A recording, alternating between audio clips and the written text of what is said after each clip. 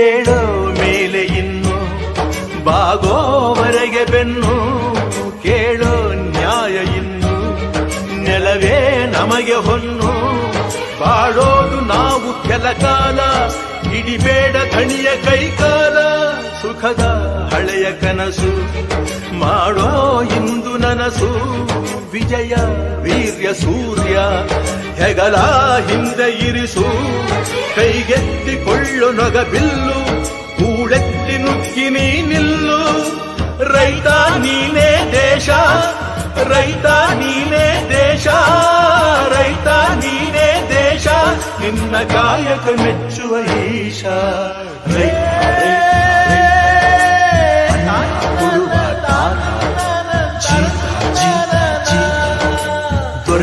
ಬೆಳೆಸಿ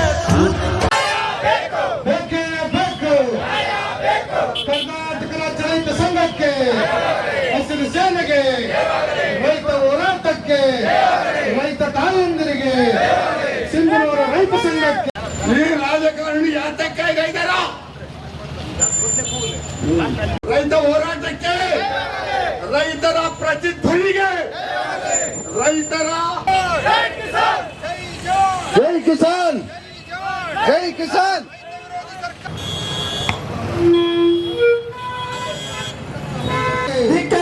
ಧಿಕ್ಕಾರಬೇಕು ಸ್ವಾಮಿನಾಥನ್ ಅವರಿಗೆ ಜಾರಿಯಾಗಲೇಬೇಕು ರೈತರ ವಿರೋಧಿ ಫೈನಾನ್ಸ್ಗಳಿಗೆ ರೈತರ ವಿರೋಧಿ ಸರ್ಕಾರಕ್ಕೆ ರೈತ ವಿರೋಧಿ ಕೇಂದ್ರ ಸರ್ಕಾರಕ್ಕೆ ರೈತ ವಿರೋಧಿ ಕೇಂದ್ರ ಮತ್ತು ಸರ್ಕಾರಕ್ಕೆ ರೈತ ಹೋರಾಟಕ್ಕೆ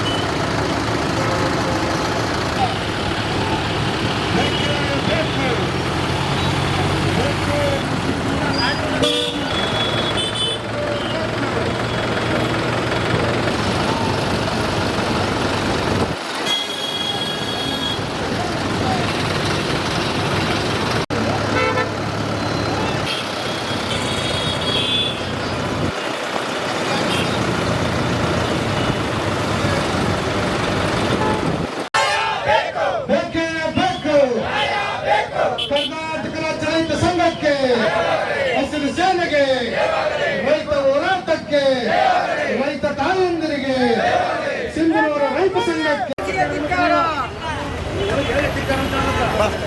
ಅಲ್ಲಾಂಟಿ ಕಂಪನಿ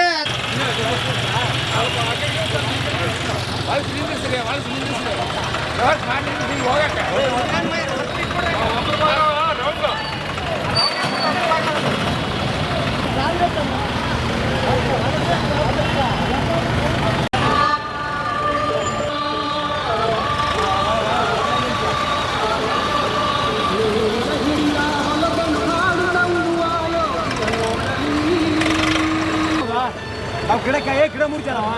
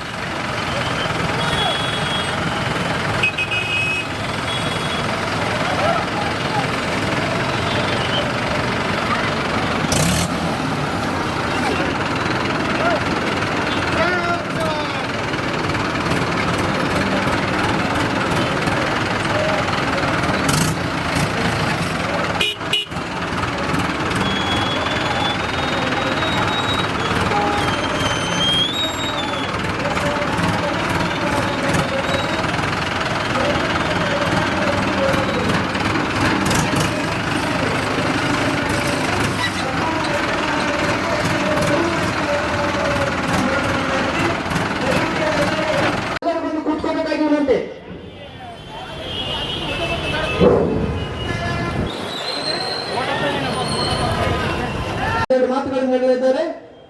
ಮೊದಲನೇದಾಗಿ ಈ L&T ಫೈನಾನ್ಸ್ ಸೇರಿದಂತೆ ಎಲ್ಲಾ ಫೈನಾನ್ಸ್ಗಳು ಇವತ್ತು ರೈತರ ಫ್ಯಾಕ್ಟರಿಗಳನ್ನು ಸೀಜ್ ಮಾಡುತ್ತಾ ಅವನ್ನ 2-3 ದಿನಗಳಲ್ಲಿ ಮಾರಾಟ ಮಾಡುತ್ತಾ ಮತ್ತು ಪ್ರತಿನಿತ್ಯ ರೈತರ ಇವತ್ತೇನಪ್ಪ ಅಂತಂದ್ರೆ ಮನೆ ಮುಂದೆ ಹೋಗಿ ಗಲಾಟೆ ಮಾಡೋದು.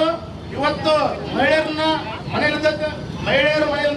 ಮಹಿಳೆಯರನ್ನ ಕೈಯಿಂದ ಎಳೆದಾಡಿ ಕಾಸಿ ಗಾಡಿ ತರೋದು ಈ L&T ಫೈನಾನ್ಸ್ ಅತಿ ಹೆಚ್ಚು ಗುಂಡಗಿರಿ ಮಾಡ್ತಾ ಇದೆ.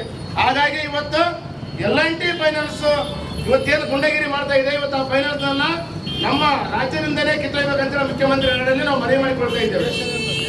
ದೇಶದಿಂದಲೇ ತೆಗೆದ್ರೆ ಒಳ್ಳೇದು ನಮ್ಮ ಲೆಕ್ಕದಲ್ಲಿ. ಯಾಕಪ್ಪ ಅಂತಂದ್ರೆ ಇವತ್ತು ರೈತರಿಗೆ ಕನಿಷ್ಠ ಬೆಂಬಲ ಬೆಲೆಯನ್ನು ಕೊಡ್ತಾ ಇದ್ದಾರೆ.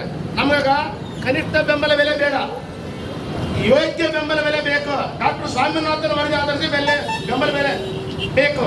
ಹಾಗಾಗಿ ಡಾಕ್ಟರ್ ಸ್ವಾಮಿನಾಥನ್ ವರದಿ ಆಧರಿಸಿ ಬೆಲ್ಲಿದ್ದಾಗುವವರೆಗೂ ನಮ್ಮ ರೈತರ ಕಡೆಯಿಂದ ಯಾವುದೇ ಸಾಲ ಕಟ್ಟಕ್ಕಾಗಲ್ಲ.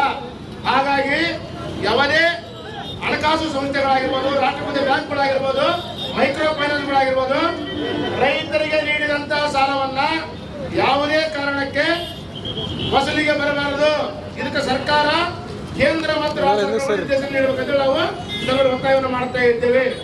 ಹಾಗಾಗಿ ಇವತ್ತು L&T ಫೈನಾನ್ಸ್ ಅನ್ನ ಯಾವುದೇ ಕಾರಣಕ್ಕೆ ರೈತರ ಮಂದಿಗೆ ಬರಬಾರದು, ರೈತರ ಮೇಲೆ ದೌರ್ಜನ್ಯ ಮಾಡಬಾರದು, ರೈತರ ಕೃಷಿ ಉಪಕರಣಗಳನ್ನ ಜಪ್ತಿ ಮಾಡಿಕೋಬಾರದು, ರೈತರ ಟ್ರ್ಯಾಕ್ಟರ್ ಜಪ್ತಿ ಮಾಡಬಾರದು ಅಂತ ಹೇಳಿ ನಾವು ವಿನಂತಿಯನ್ನು ಮಾಡಿಕೊಳ್ತಾ ಇದ್ದೇವೆ ನಮ್ಮ ತಹಸೀಲ್ದಾರ್ ಮೂಲಕ ಮುಖ್ಯಮಂತ್ರಿಗಳು ಬರುವಂತ ಮನವಿ ಪತ್ರದಲ್ಲಿ. ಹಾಗಾಗಿ ಮುಖ್ಯಮಂತ್ರಿಗಳು ಗಮನ ಹರಿಸಿ ಇನ್ನೇನು ದೌರ್ಜನ್ಯ ಮಾಡಿದ್ದಾರೆ ಈ ಸಿಬ್ಬಂದಿಗಳು ಯಾರ್ಯಾರು ಮುಂದೆ ದೌರ್ಜನ್ಯ ಮಾಡ್ತಾರೆ ಅವ್ರ ಮೇಲೆ ಕ್ರಮ ಕೈಗೊಳ್ಳಬೇಕಂತೇಳಿ ನಾವು